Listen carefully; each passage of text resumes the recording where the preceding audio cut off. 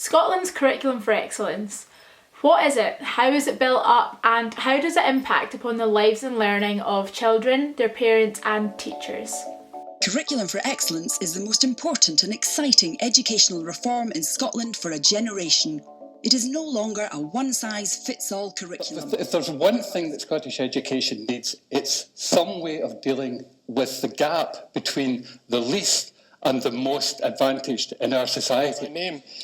Every young person in Scotland has a right to education. It's enshrined in international law. The figures for Scotland do not make comfortable reading, but they do reinforce the need for the reforms to our school system that are now underway.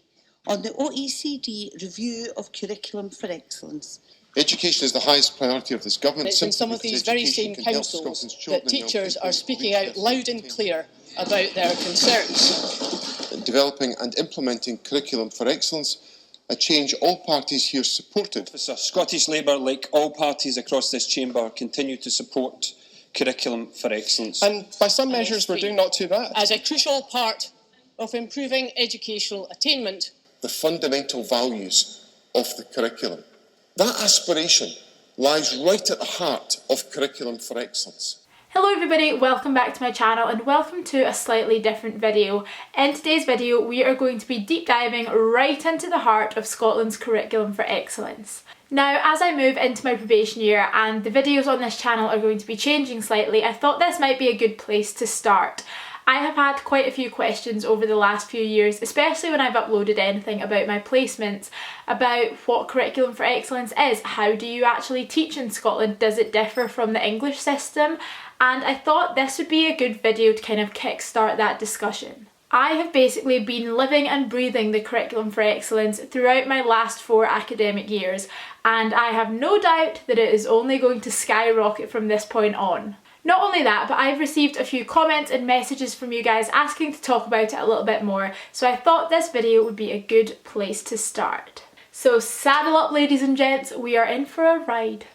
Now we're going to start with the history. Curriculum for Excellence was developed following a national debate on education in 2002. This debate prompted ministers to form what was known as the Curriculum Review Group in November the following year. The goal of this group was to basically identify the purposes of education in Scotland and to determine the key principles that were going to be applied when redesigning a new curriculum. Following that, in November 2004, the Curriculum for Excellence was published. A whole host of paperwork, frameworks, discussions followed, and eventually the implementation of Curriculum for Excellence began in Scottish schools in the 2010-2011 academic year. So what was the goal of Curriculum for Excellence? Basically, ministers and educators decided that it was their responsibility to equip pupils with the tools that they would need to live in a fast-paced world. In the years leading up to and following the millennium, there was a massive change in the way that the world was working, the way that information was processed, and the skills that kids would need to tackle that. One of the things that you'll hear quoted quite a bit when talking about Curriculum for Excellence is that it was developed and implemented to prepare kids for jobs that didn't even exist yet. Not only was there that sort of look towards the future, but these educators and policymakers believed that education should be so much more than just inspiring children and recognising their achievements in academics, and instead put a lot of focus onto opportunities for personal achievement and wanted to bring that into the classroom. And I suppose the final goal of Curriculum for Excellence, and one that is now going to affect me a lot more than the previous, is they wanted to give teachers the opportunity to perceive the curriculum in the way that was meaningful for them in their classroom. Curriculum for Excellence aimed to give teachers a lot more autonomy over what and how they taught, and with those few goals in hand, Curriculum for Excellence kind of hit the ground running. It aimed to be the new progressive child-centred approach to education that was thought to be missing in Scotland, and it would include all children ages 3 to 18. So I'm going to slide on over here and we are going to look a little bit more about how the curriculum is built. What are the building blocks of Curriculum for Excellence? Well, in these initial discussions, what we now know as the 4 capacities were developed. These were basically seen as the curriculum aim for all children and the 4 kind of main purposes of Scottish education. And what were they? Basically, the Curriculum for Excellence aims for all children to become successful learners, confident individuals, responsible citizens and effective contributors. Now, if you have even looked into education as an option for your career, those 4 phrases will haunt you. They come up in almost every interview you do as a primary education student, and I actually forgot one of those 4 capacities in my Aberdeen interview, and I thought that was the end for me. It wasn't. Follow your dreams. So with these 4 key principles established, it was then time to break those apart and use them to build up their curriculum. And the way that the Scottish Government decided to do this was by splitting it into 2 broad stages. There is the broad general education stage and the senior phase. Now, the broad general education phase is seen as the heart of the Curriculum for Excellence. It is the rounded education that is provided from early years up until the end of S3, which is your 3rd year of high school in Scotland. The senior phase is then what those from 4th year or S4 and beyond will study. And this focuses a lot more at independent study and studying for qualifications. But what we're going to be looking at today is the broad general education phase. As I said, this is thought to be the heart of Scottish education, and it is split into 5 curriculum levels and 8 curriculum areas. These 5 curriculum levels span from early level on to 1st and through to 4th level. This is kind of seen as the curriculum and the education that all children are entitled to and must complete in Scotland. Early level includes nursery through to the end of primary 1. First level will then lead you on from primary 2 to the end of primary 4. Second level from primary 5 to 7, and 3rd and 4th are your first few years of high school. Now, as a primary teacher myself, I have only really dealt with early until 2nd level, and although these levels are separated into different blocks, it's expected that all children will kind of move through them at a different rate. It would be unrealistic to think that by the end of primary 1, every single child in that class will have achieved early level and will be able to go on to 1st. And similarly, it's unrealistic that a primary 4 will only be working within 1st level because they might have interests and skills that mean they're working in 2nd level in some subjects. So although the curriculum is set out into these 5 levels, it is kind of up to your professional judgment as a teacher to work out where your children are working. And that again kind of hark backs to the additional autonomy for teachers within the Curriculum for Excellence. Then we have your 8 curriculum areas. Now, putting it simply, these areas are your subjects, the things that you learn in school. They include expressive arts, health and well-being, languages, which include English, Gaelic and modern languages.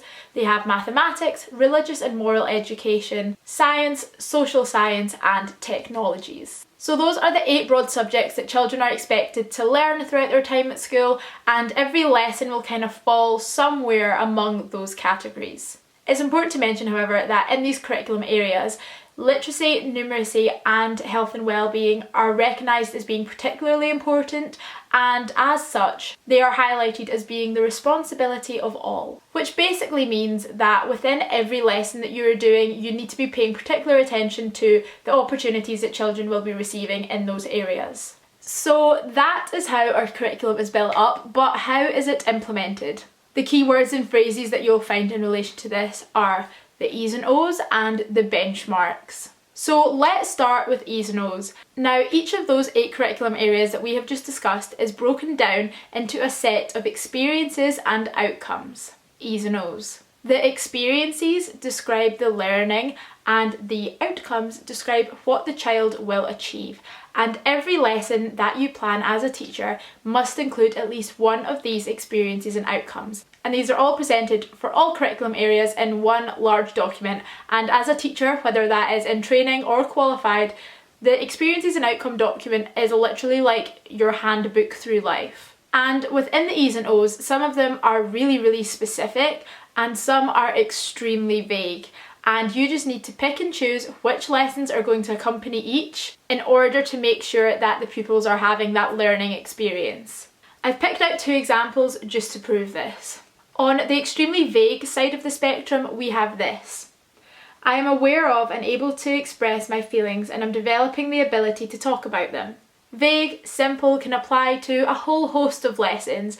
And then on the other side of the spectrum we have, by safely observing and recording the sun and moon at various times, I can describe their patterns of movement and changes over time. I can relate these to the length of the day, a month, and a year. So as you can see, there is an extreme variety between some experiences and outcomes. Some lend themselves very well to very specific lessons, and others more generally can just be fostered throughout the school day. So that's a little bit about our experiences and outcomes, and they come hand in hand with the benchmarks. Now, our benchmarks are described as clear statements about what the learner should know or be able to do in order to have achieved a certain level. So throughout each level of the Curriculum for Excellence, whether that is early, first, second, these benchmarks will set out what each child should be able to do in order to achieve that level and move on to the next. Again, I've chosen some benchmarks just to give you a little bit of an idea. These two benchmarks are both from first level, so that is the level that I will be teaching next year. A maths benchmark that they have is counts forwards and backwards in 2s, 5s, 10s and 100s. So that is quite a quantitative benchmark to reach, whereas on the qualitative side we have describes, discusses and expresses an opinion with at least one reason on at least one belief from Christianity.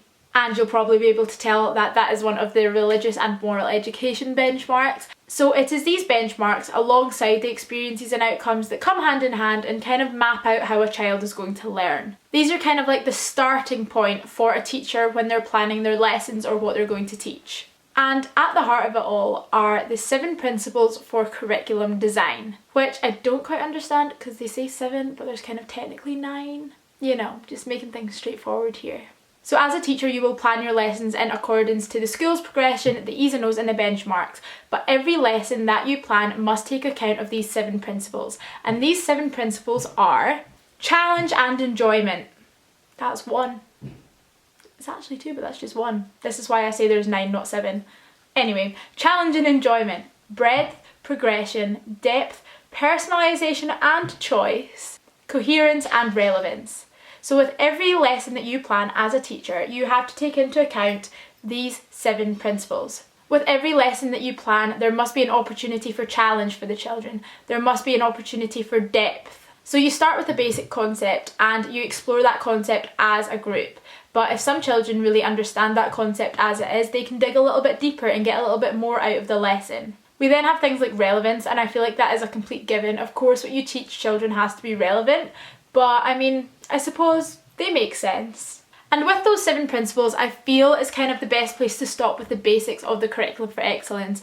There is so much paperwork, so much jargon, and so much that you could really dig into further. Each of these concepts that I've gone over has like at least 1 or 2 pieces of paperwork to go alongside it. And it all comes together to form what we know as the Curriculum for Excellence. Now, it's important to mention here that throughout the last 10 years and even before that, the Curriculum for Excellence has been a little bit controversial. Most people support the principles of Curriculum for Excellence but argue that it has been badly implemented. A lot of teachers now argue that they are facing increased workload and paperwork in order to make it make sense in the classroom. And perhaps the biggest difficulty that has come with the implementation of Curriculum for Excellence is at the time that it was drawn up and being brought into classrooms, Scotland was in a time of significant austerity, meaning that Scottish schools were seeing their funding, their resources, their access to teaching staff dwindle, all while trying to implement this brand new curriculum. It was an extremely ambitious educational reform, and a lot of people argue that it just didn't come at the right time. But whether you view Scotland's Curriculum for Excellence as a success or otherwise, that is a decision that you have to make for yourself, and at the end of the day, it really isn't the purpose of this video. Curriculum for Excellence was introduced while I was in primary school. I have worked through it, come out the other side, and I am now teaching it. There is no doubt that I have plenty more to learn, and I'm sure that my opinions on the Curriculum for Excellence will be dramatically different this time next year to what they are now. And because of that, I'm going to stop talking here. I feel like we have jumped headfirst into the Curriculum for Excellence, and I hope that this video has answered a few of your questions. Or do you know what? Maybe it's just made it a whole lot more confusing, in which case, I'm sorry. If you guys did enjoy this video, please give it a thumbs up, and if there's anything else along these lines that you feel would be useful, please do let me know. But for now, I'm going to stop here. I'm going to thank you guys very much for watching. If you're not subscribed already, please do, and if you do, I will see you again very soon in another video. Bye!